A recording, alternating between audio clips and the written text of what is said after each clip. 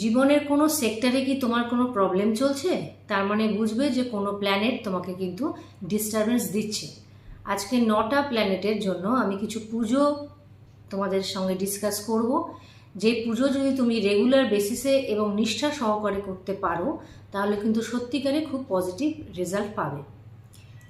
ধরো তোমার নেম ফেম বা রেকগনিশনে কিছু প্রবলেম হচ্ছে, তার মানে বুঝবে সান তোমাকে ডিস্টার্ব দিচ্ছে, তুমি রাম মন্দিরে গিয়ে রামের পুজো করবে।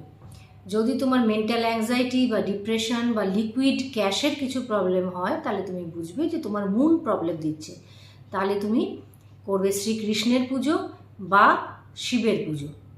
যদি তোমার মেমোরি বা তোমার পড়াশোনা বা তোমার বিজনেস এই সংক্রান্ত কোনো রকম প্রবলেম দেয় তাহলে বুঝবে যে তোমাকে বুধ ডিস্টার্ব দিচ্ছে, তাহলে তুমি করবে নারায়ণ পুজো।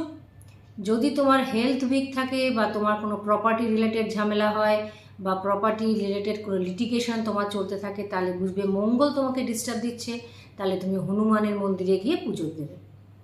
যদি তোমার প্রসপারিটিতে আটকে থাকে, লাক ফেভার না করে বা তোমার সন্তান হতে সমস্যা হয় অথবা সন্তানকে নিয়ে প্রবলেম হয় তাহলে বুঝবে বৃহস্পতি তোমার ঠিক নেই।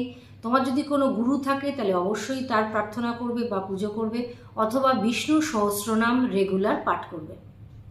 যদি তোমার স্পাউসের সঙ্গে কোনো রকম প্রবলেম হয় বা টাকা পয়সা রিলেটেড কোনো প্রবলেম হয় তাহলে বুঝবে ভিনাস তোমাকে সাপোর্ট দিচ্ছে না, ভিনাস রিলেটেড প্রবলেম চলছে, তার জন্য করবে লক্ষ্মী পুজো।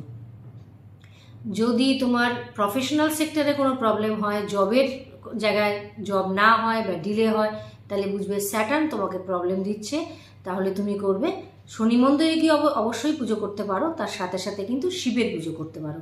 শনিদেব নিজে কিন্তু শিবের একনিষ্ঠ ভক্ত ছিলেন, ফলে শিবের পুজো কিন্তু রেগুলার বেসিসে শনিদেবের জন্য করা যায়।